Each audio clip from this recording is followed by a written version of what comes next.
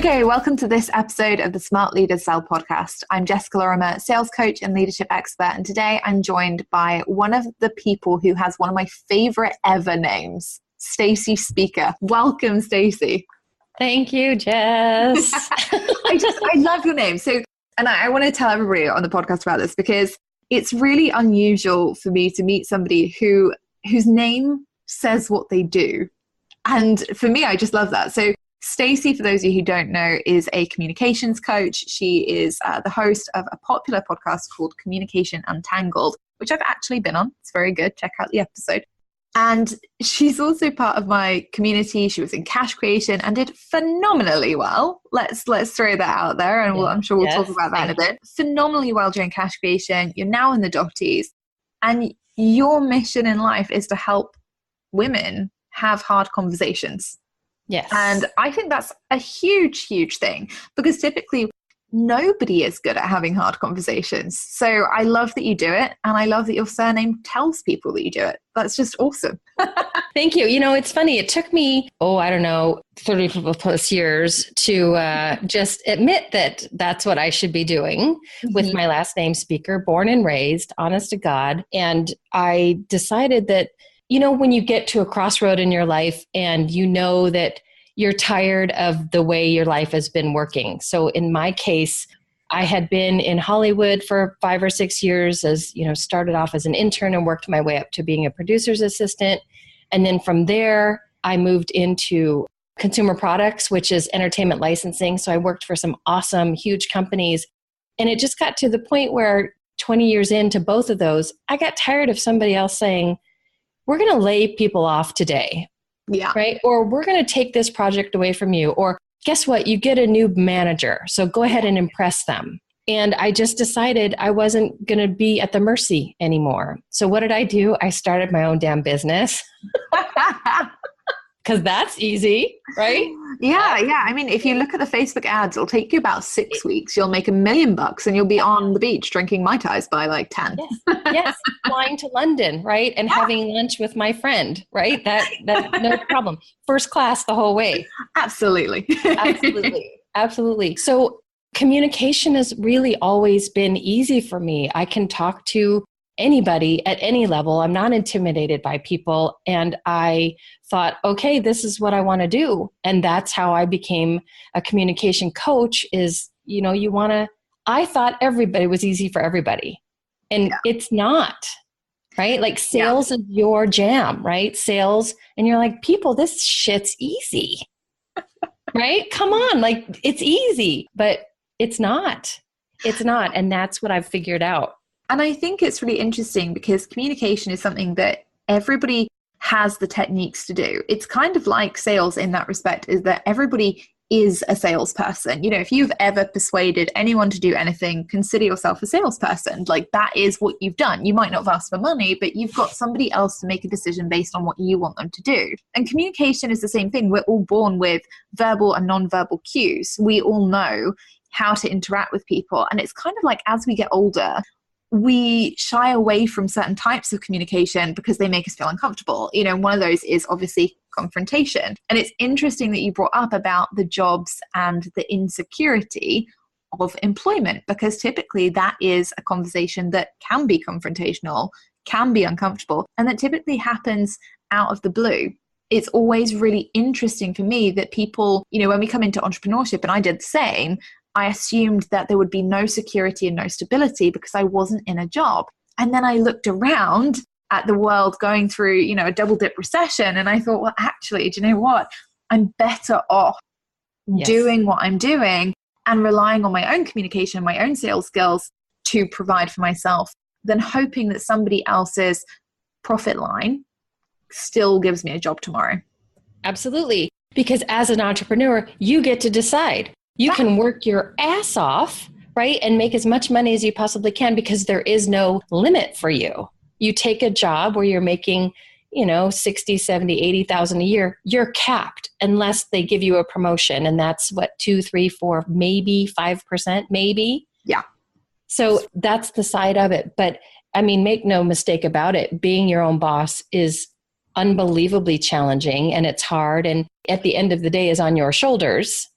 But on the other side of it, right, going from fear to freedom, it's huge. And to be able to have the skills such as being able to communicate, because even as an entrepreneur, you have to have hard conversations. Oh, yes. Sometimes you're going to have to fire a vendor, right? Or a client, or your own voices in your own head that you have to contend with.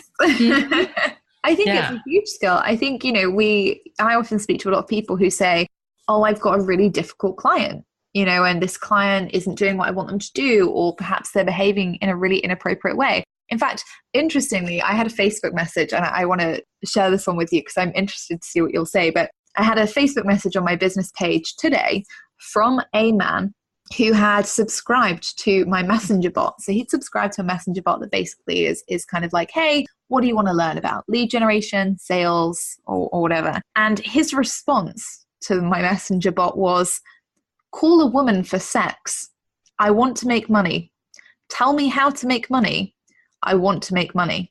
And as a communications expert, I just thought I'd let you know about that, because it seems like people really don't always know how to communicate. And for me, I know that I have a lot of clients who would have been incredibly uncomfortable about that, and who perhaps wouldn't have responded, because what do you say to that particular point? And my response was, hey, thanks for reaching out. Unfortunately, your comment was so inappropriate that I will never, ever be able to deal with you. So I'd recommend you go and find yourself another sales coach, and hit the spam button. But as a communications expert, would you say that that's something that comes up pretty prevalently, because we are in an age where we don't communicate as much face-to-face anymore? We're not having conversations regularly. We're texting, we're WhatsApping, we're emailing. And so people don't necessarily have the same social boundaries as they once did.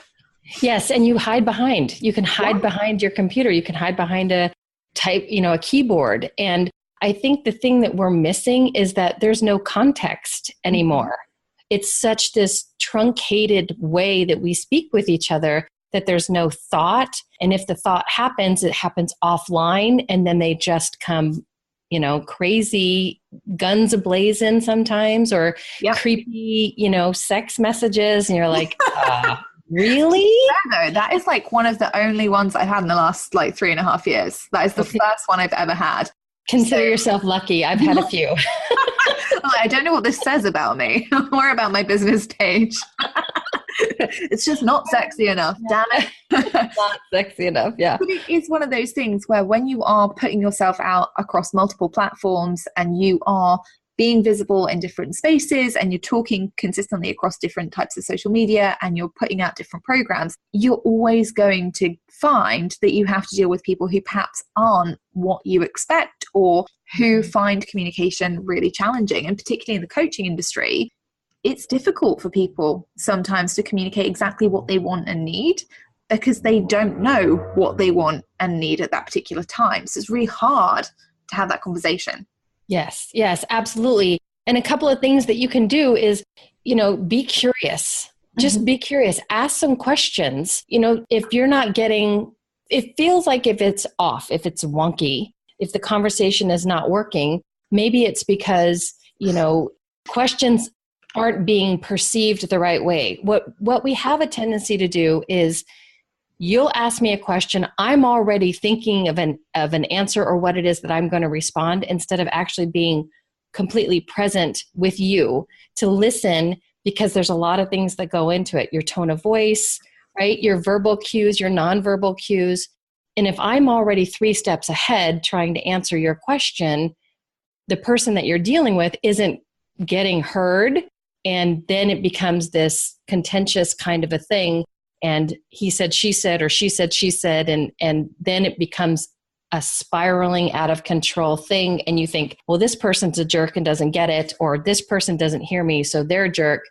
And the conversation ends. And now you have literally have mistrust now with this particular person. Your brain has registered it as, this person doesn't get me. I'm not going to go with them anymore. Yeah. Right. And so it really very quickly, we're talking seconds, you can go from loving somebody and having a great conversation to, oh man, no go, right? Like this guy that sent you that message. You're like, dude, like you're out. See ya. right? If you are a podcast listener, awkward Yes. for you. Uncomfortable. Uncomfortable. Yes, uncomfortable. But it happens so quickly. Yeah, it's so true. And I mean, it happens in sales all the time. You know, when we're having sales conversations, people are so focused on, am I going to make the sale? Is this person going to give me the money today? Is it going to happen? That they kind of bulldoze the conversation along, and they don't really think about all the information that they're getting that actually they could be using to help them overcome objections at the end and think about what the person's saying and really sell them the best opportunity for them, not necessarily the one they think is in the right price range. Right. You know, that's the interesting thing about communicating well, is that when you do it really well, actually it helps you detach from the outcome because you're focusing on the here and now and being in the moment, which helps you get to where you want to be. Absolutely. And at the end of the day, it really is interesting. We just want to be connected. Yeah. Right? We just want to have connections and we want people to help us. And you can get stuck, especially if you're coming at it from, oh my gosh, I need to make rent. Yeah. Or I need to, buy a new car because my car is broken down, or I have to feed my dog or my family. So if you're coming at it from this place of scarcity and desperation, it literally comes through the phone. Mm-hmm. And the other person doesn't know exactly what it is that's happening, but they feel this yuckiness, mm-hmm. right? But if you can, do your own stuff, clear your own mind before it is that you get on a call. And like you said, be super present and just ask questions. So why are we talking today? Oh, because I need help with sales, Jess. And I understand that you know how to do that. Can you take me through a process? Same thing with me, right? I want to have a better conversation. I get confronted every time my boss sends me an email and says, I need to speak with you. What's the first thing? Oh, I'm fired. Like I'm done. What did I do? Right? That's where we go, the dark side right away. But maybe that's not it. Maybe it's, he wants to congratulate you or give you a big project to work on, or, wants to give you a corner space in the office, whatever it is. But we go dark fast and get hung up in our own stories and our own not worth it, not able to do it. I'm too expensive. They're never going to hire me. I'm never going to be able to have that conversation that gives me the willies. Yeah. Right? Like you're a creep, you got to back off. Because I think what happens is we don't give ourselves boundaries. We don't give ourselves an opportunity to say, you know what, check in with you. Like, okay, this message made me feel this way, or this person makes me feel this way. Why? Oh, because I had a thing that happened in the past that didn't turn out that way. So now every time that feeling comes up, right, you react the same way. And if you can just kind of back down, which is something that I work on with my clients, is like, let's look at your values. Let's look at the way you communicate. Let's look at the way you listen. Mm-hmm. Because if you're listening from this place of, I don't really care about you, I just need to get my point across, you're doomed from the beginning. 100%. And it's the same way in sales, and I think this is the biggest mistake that I see people making when they move from live sales to automated sales. So from selling on like a Facebook Live versus trying to put together an automated webinar, is that they don't make it clear in automation that they care. Everything that's automated is very much buy this thing, then buy this thing, then buy this thing. And that's why people get resentful of the, what they see as traditional sales funnels, is because there's no real thought that's gone into it. Someone just wants them to watch 10-minute video after 10-minute video to sell them into yet another golden ticket item. And that just doesn't work. People, even if it's automated, people need to feel like you still have empathy, like you still care about them getting results. And that's where so many people go wrong with it. I think that actually ties into the question that you've got today. Yes, so ma'am. let's go with that. Let's hear what your question is.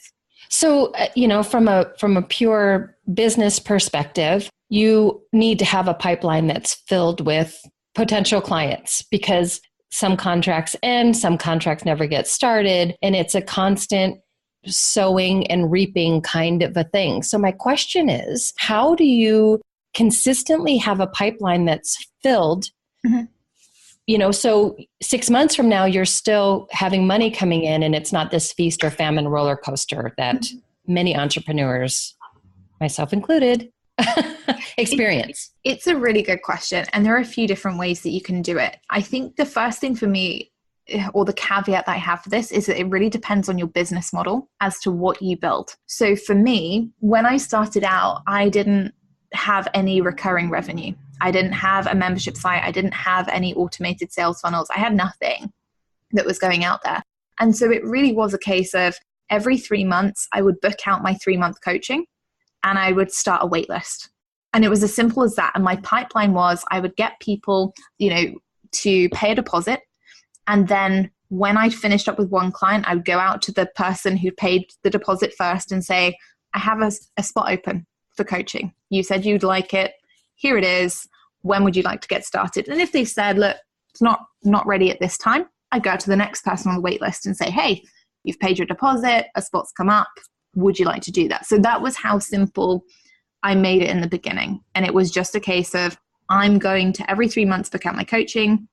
And then everyone else, I'm still going to book discovery calls. I'm still going to do that because they might be right for a group program. They might be right for a quick intensive that I could fit in, but not necessarily the longer stuff. And if they need the 3 months, I'm just going to pop on the wait list.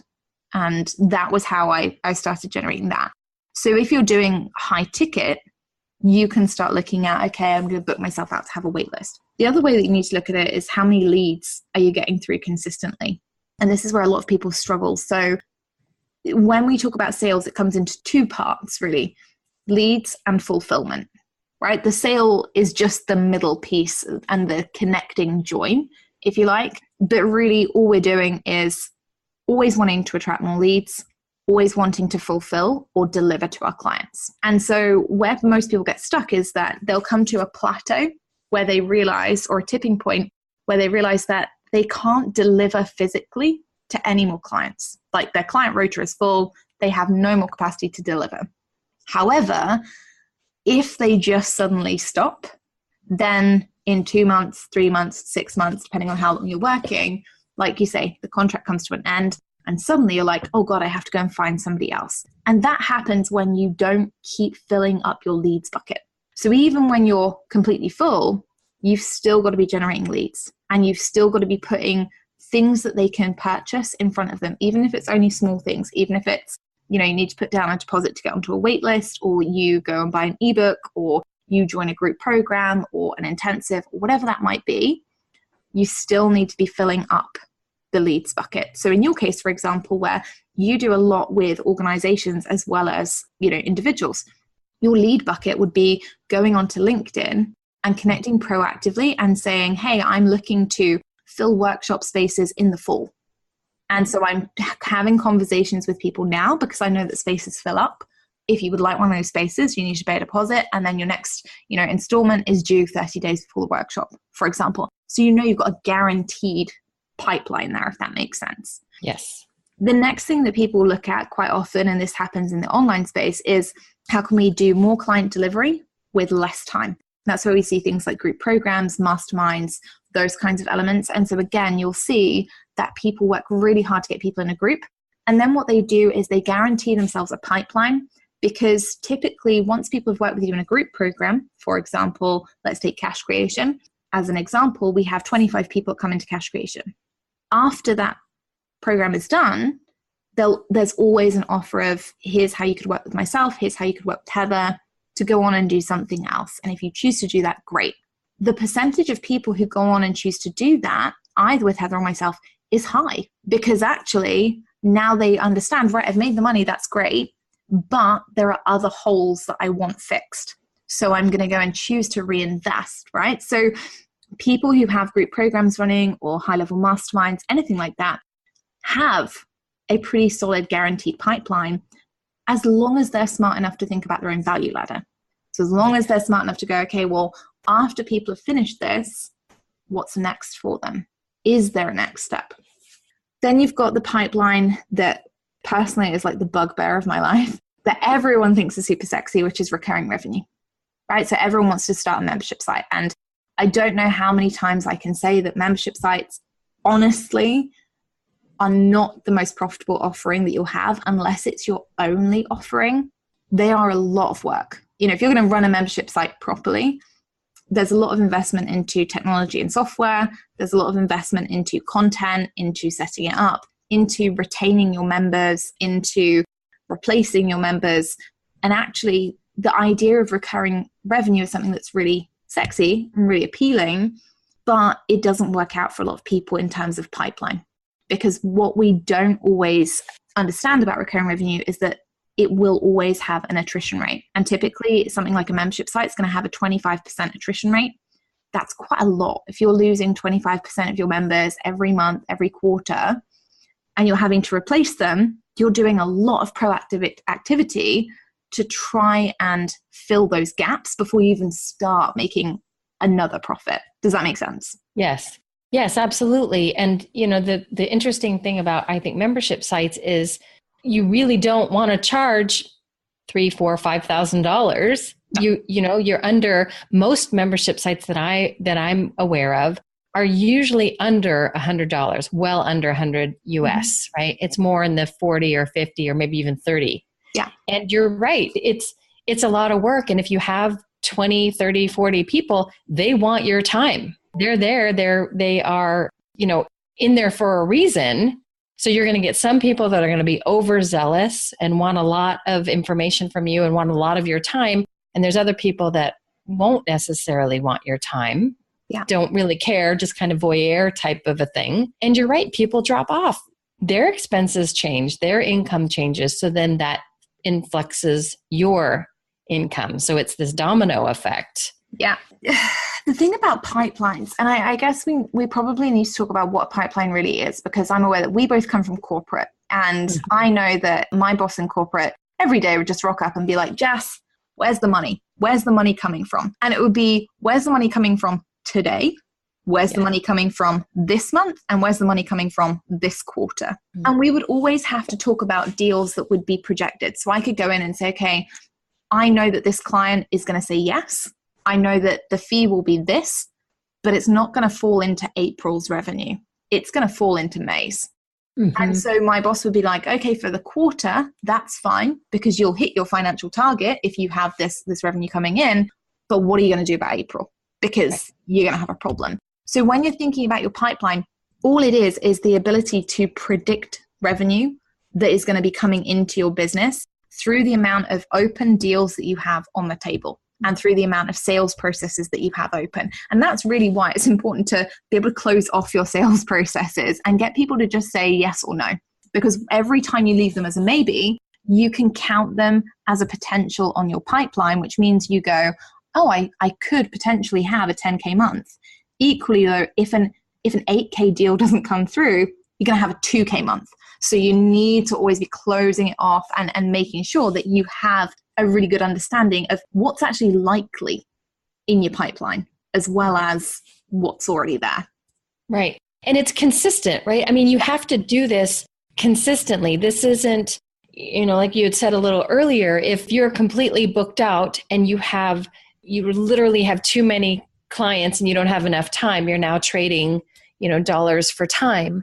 Yeah. But 3 months from now, there's crickets because you have completely, I don't even know what word I should. Like you've kind of isolated your marketing. That's the only thing that changes. So when we're talking about how do we set up a consistent pipeline, my honest answer is still focus on your marketing activities, still be generating leads in your business every day.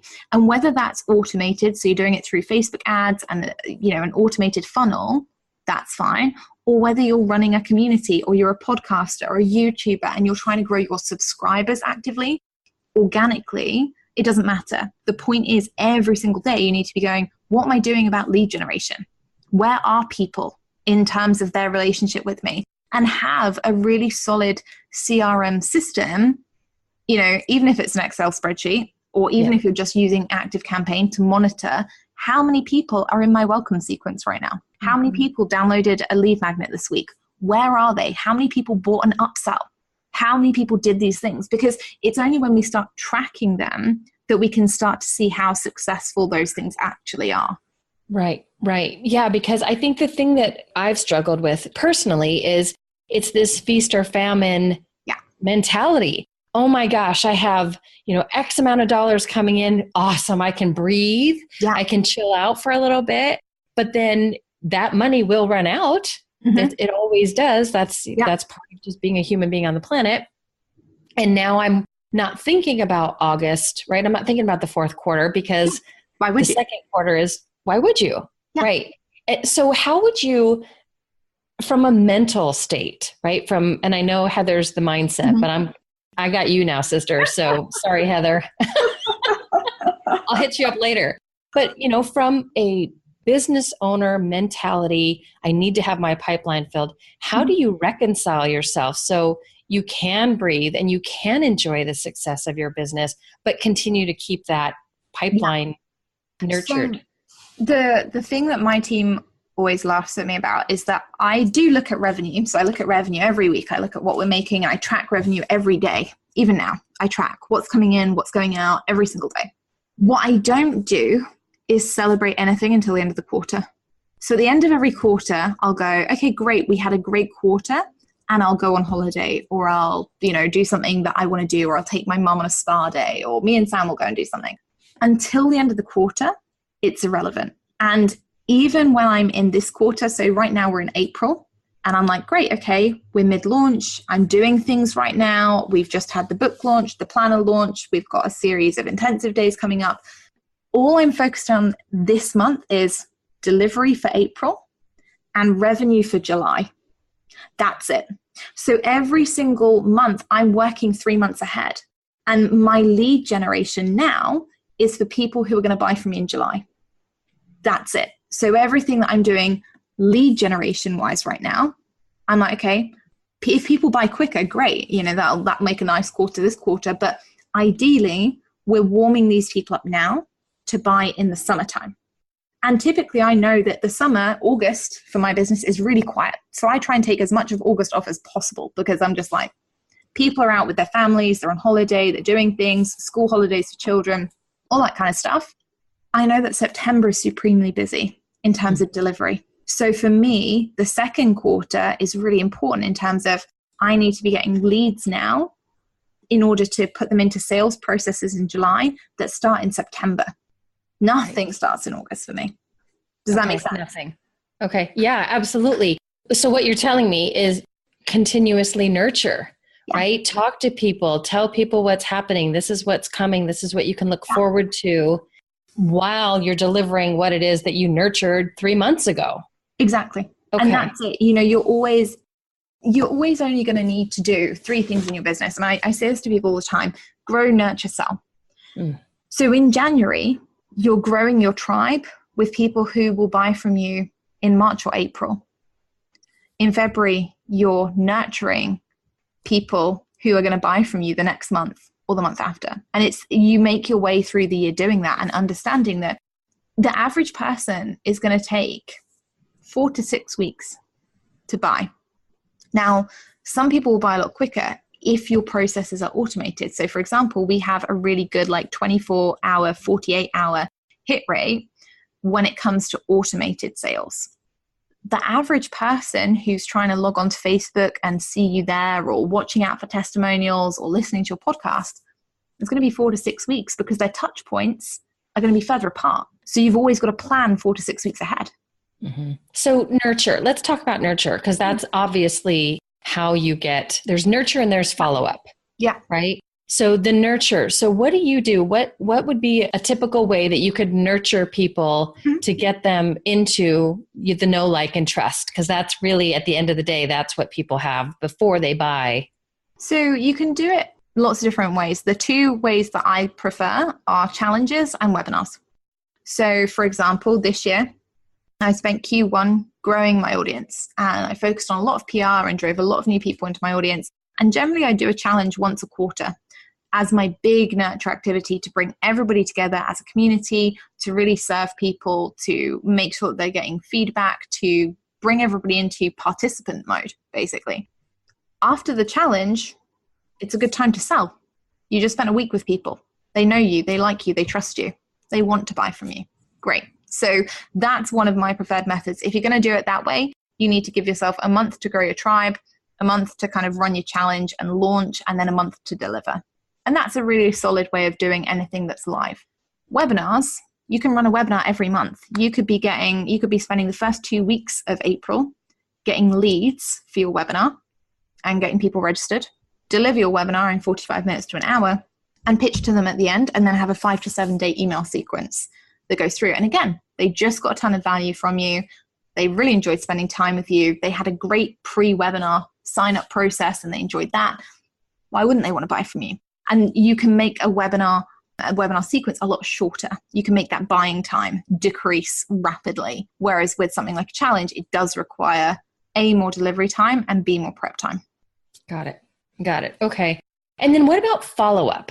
Mm-hmm. Right? Because there's a difference. There's a difference between nurturing and follow-up. So how would you advise follow-up? So nurturing is engaging with your tribe on a regular basis and moving them through the journey with you, building the relationship with you, and aiming to sell to them at some point. Follow-up is that person has already been involved in a sales process with you and has not made a decision. So you are going back around to them and saying, hey, are you ready to make the decision yet? And it's like if the person's had a discovery call with you and they've been I'm a maybe, I need to ask my husband or partner, spouse, wife, whatever, you're going to be emailing them or having follow-up calls. So what I tend to do is, especially if it's a discovery call, I'll arrange a time 48 hours later and say, okay, great. If you can't make the decision now, that's absolutely fine. What I'd love to do is get back on the phone with you in 48 hours. You get to ask any questions that you still have outstanding.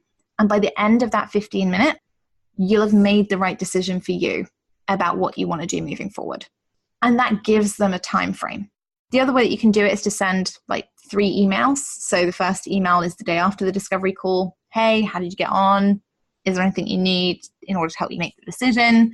If they don't come back to you, which when you are using email as your primary form of communication, they're not always going to. People do ignore emails. Yes, they do. Or they delete, or I'll get to it later, right? Well, I mean, I have things. So I was saying to somebody the other day, like sometimes emails just don't come through to me, or my assistant deals with things and I haven't even seen it, and it's gone before I've even heard anything about it. So email is a tricky one, but if you're going to do that, email 24 hours after the call. Is there anything you can help them to make a decision? If you don't get a response, email them another 48 hours after the previous email. Is there anything we can do? I'm going to be emailing you again in 48 hours to find out if you've made a decision. If you haven't made a decision, then I'll close the process down for you. And then your final email is, hey, I haven't heard from you. If you want to reach out and touch base again, here's how you can do that. If you want them to do that. If you don't, it's, unfortunately, we didn't get to speak about this anymore. I'm going to remove you from the process for now. And here are the next steps for you. Yeah. Yeah, I love that, because I think from an energetic perspective, from a mental capacity perspective, you've now shut the door on them. And if they want you, if they really want you and they were just stalling for whatever reason, they will come back. But it's really just from, too many voices in your head perspective. Yeah. You shut it down. It really does release you to go and nurture other people, follow up with other people, get other things going, because you're holding on to something that isn't, now you're not opening the space for somebody new to be able to come in. Yeah, 100%. 100%. Yeah. And I think, it is one of those things where some people call it energy, some people will call it time management, but if somebody is a maybe consistently, they're a no. And that is how it is. People say to me all the time, like, yeah, but maybe. And I'm like, well, no. How many times are you a maybe about something and then you're like, oh yeah, I'm a hell yes immediately afterwards? Like it doesn't happen quite like that. If somebody is consistently a maybe, then at some point you have to set the boundary for them, which is, I'm not a maybe person. And, if you're going to invest with me, I can't have you being a maybe person either. You've got to be all in the process or not. And that's fine, like whichever is fine. But this is the kind of time at which we draw the line in the sand. And you have to give them a defined time period to do that. And you have to set that boundary for them. Otherwise, you'll go on for months and months and months. And I've had people who've come to me and said, Jess, I've got this really warm lead. And I'm like, okay, great. When was the last time that you spoke to them? And they're like, oh, 8 months ago. And they're still a maybe. I'm like, they're not a maybe. They're just too polite to tell you no. Right. And that's the thing, there's a big difference between being polite and not wanting to say no to somebody, and you holding the space for that prospective client and saying, hey, if this isn't the right decision for you, that's absolutely fine. I'm not going to judge you for that. But what I am going to do is ask you to tell me so that I can take you off the list. Mm-hmm. And not bug you anymore. Yeah. Like, let's just, thanks, got to move on kind of a thing, right? It's like holding on to a bad relationship for too long, right? You're like, ugh. And this is the thing. I mean, it's funny because I always say I know some people have this thing with discovery calls where they'll have the same person on a discovery call week in, week out, and they'll do 4 or 5 discovery calls with this person. And every time the person is like, I'm a maybe. And then they ghost, or they say no, or they say, oh, maybe next time.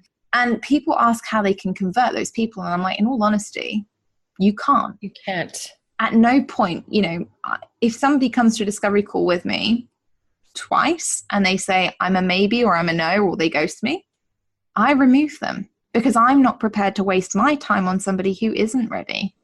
The difference between what somebody says and what somebody does is exponential. And so when somebody is showing you what they want to do, i.e., I'm going to be a client that ghosts you, I'm going to be a client who's always going to be on the fence about whether this was the right decision or whether it was right to invest, 2 months down the line, they're going to be a nightmare.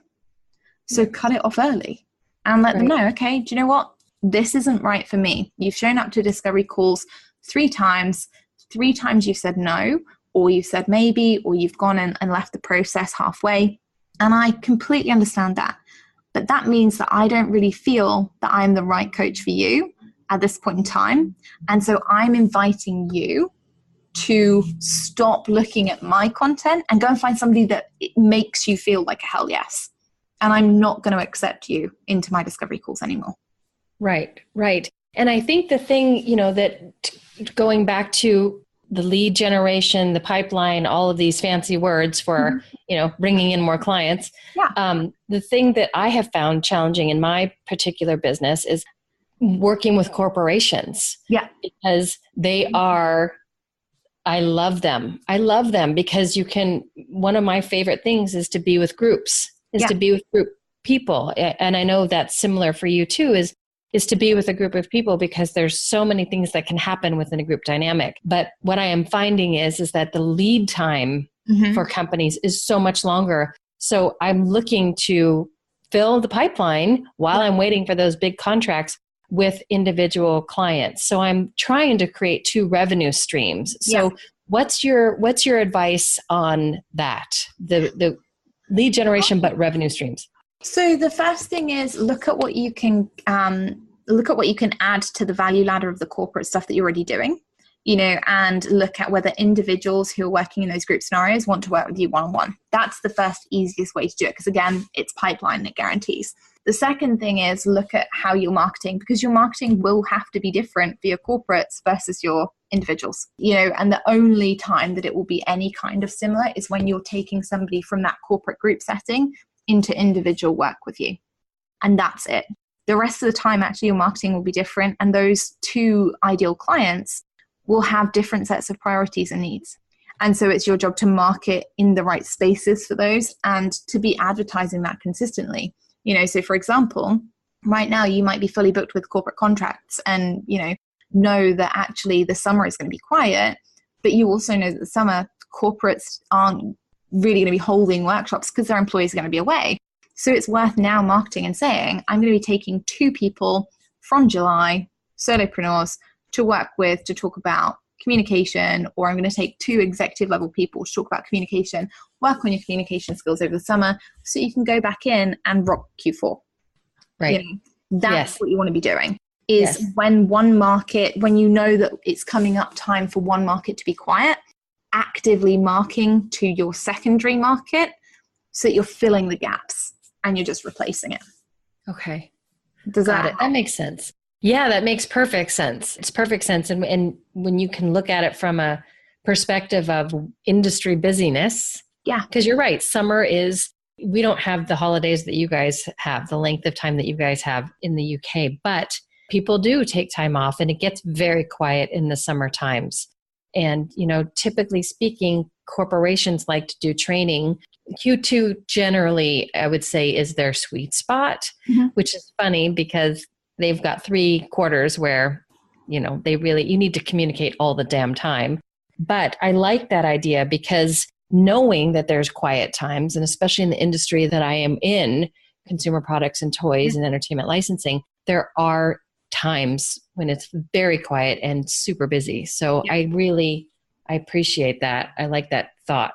Definitely apply that to your business because it will also make a big difference. And every business is kind of run seasonally, whether people are a solopreneur, an SME, a huge corporation, an international conglomerate kind of thing.